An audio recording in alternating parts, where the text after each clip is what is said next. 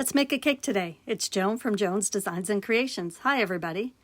Just measuring, it's a 6-inch round cake, and it's about 4 inches high of what I'm going to do. And I took the foam sheet and I cut it to the size that I needed, and I'm just going to hot glue it around the sides of the styrofoam.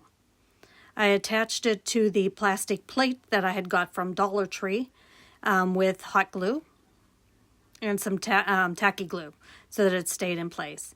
So I'm just slowly putting the hot glue around the styrofoam and attaching the foam sheet to the side of it. I have it on the low temp so it doesn't eat the styrofoam, and it works out really well. And the foam sheets really attach well and expand and are very flexible to work with whenever you heat them up.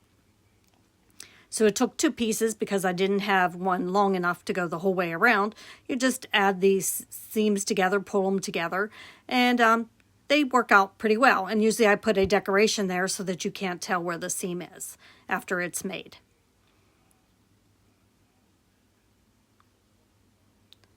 So I'm just cutting that to the distance that I want. I do like using the foam sheets for the fake cakes because then they're easy to move around and handle. With a spackle, you have to wait till they dry a little, but that's just like the icing. Then after I get those seams together well, I cut out the edge of that so that it'll go flush with the styrofoam piece. And just go around it with the scissors. It doesn't have to be perfect. We are going to put some clay on top of that. And I did get the sheets from Ginger, from Glitz with Ginger. Now I have the Glitz and Glue from Crystal Clay, the white. Just working that a little bit so it's easier to work with, and it gets out the bubbles and the air. And it makes it easier to work with whenever you just condition it. I'm going to use my big splat that I have that I got from 3D Prints, my 3D Prints. I love their cutters that they have. I had forgotten to clean off my work surface after my foam sheet that I used, so I got some sparkles from there, from some glitter, but it wiped off very easily. So I used that splat cutter to cut out my big splat. And since it's the biggest one I have, it didn't fit around the cake, so I took that, I left it a little thick, and then I rolled it out a little more so that I got it to the size that I wanted. And you saw there where I had got some more glitter on the clay. So I glue that onto the top of the styrofoam sheet with my tacky glue. And then it'll cover the top part and that top seam around the sides. And I let gravity do its work for the most part, help it along a little, but not too much. I don't want it to crack, and it just lays down nicely. So it's a nice drip layer on my cake. So now I'm going to use the clay I got from Marie at Great Creations Faux Cupcake. I like both of their clay, so I get a little bit from each of them just to support the different small businesses.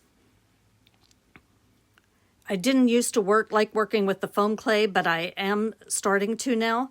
So I'm just working that a little, and I use my little ice cream scoop mold. I did use some release on it. At first I didn't, and then I wasn't happy with the way that was, so then I added some of that release on there. And then they made it come out smoother and a nice flat top. So I ended up taking that first one off after I did a few. And I just put the scoops of ice cream around the sides of the cake. And you can see where I took it out, just reworked it, put it back in the mold, and it came out with a nice round top on it. So for my vanilla ice cream, I didn't add anything to that. I like the white. I think it made it a sharp, crisp color. So just added the parts around the sides of it. And then I'm going to roll out a snake or a worm. And what I'm going to do is weave it in between the scoops of the ice cream and around the edge, just to make the bottom part of the ice cream scoops. And I will do 2 of those.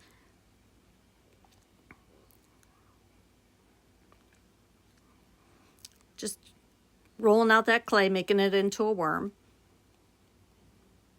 Didn't need a whole lot to finish it off.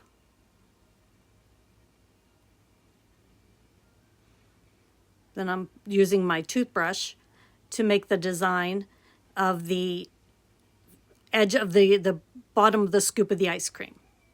Just making the indentions in and working it a little bit.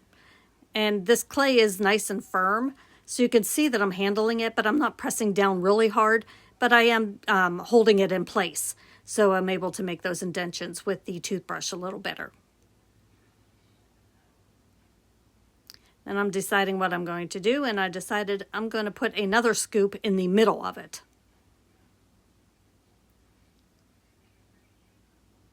So then I have the scoop in the middle, and then I'm going to roll out another worm, put it around that middle scoop to finish it off as the bottom. Get my little toothbrush out and make my indentions again. And there's the ice cream on top of there. Working some of my white clay again, making one more scoop.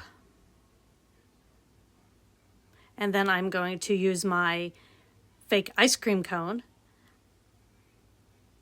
I'm going to put a layer on the bottom so that it won't fall down. Glue that on with some super glue to the cone. Then I'm going to put my scoop of ice cream on top of there. And I'm adding some super glue to hold that in place too. Rolling out another worm so I can finish that around the bottom of the scoop. And then work it in again with my toothbrush to make it look like a true scoop of ice cream.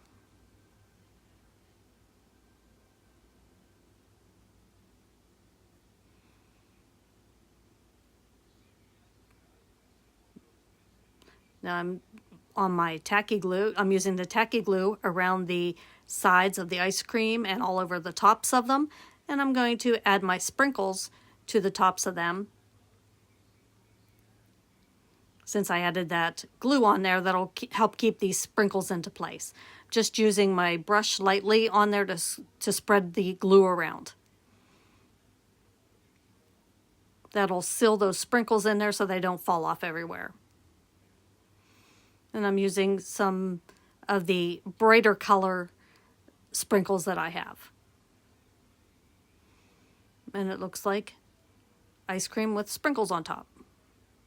Since I'm using the sprinkles, I can put them on several at a time and I don't have to hand place them on there. What I do is after I put them on there, then I make sure that I flatten them down so that none of them are sticking up in the air. And then there are a few that around the sides that I didn't turn it on its side. Then those ones I did place on there with my tweezers. So not the whole thing with the handful of sprinkles. Around the bottom drip is where I used my tweezers. So I could pick out the colors that I wanted and placement. Then I'm going to use some chocolate spackle and make it my chocolate drippings. And I will let gravity do its work and let that chocolate drip just fall as it wants. And you will see towards the end, it drips down and catches the bottom row also, which is fine.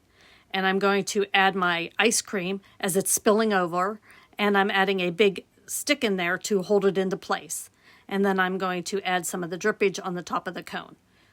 So as it is dripping down onto the bigger part of the cake.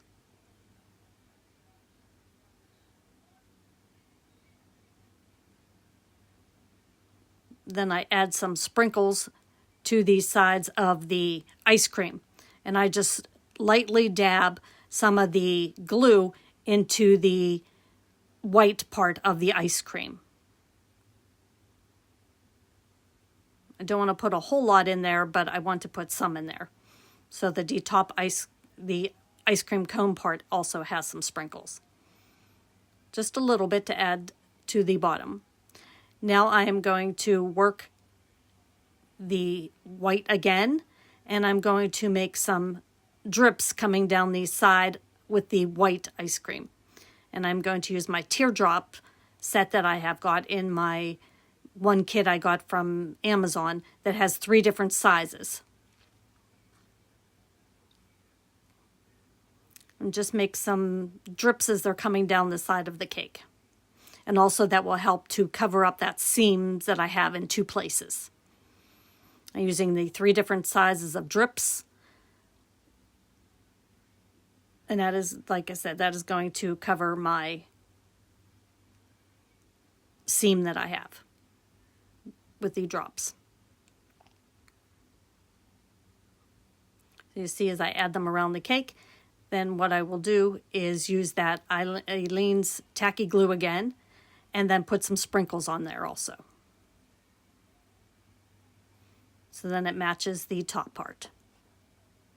And you see some of that chocolate around the bottom rim where it had come down, dripped the whole way, which is fine because I'm going to put a layer of the white spackle as the trim on the bottom.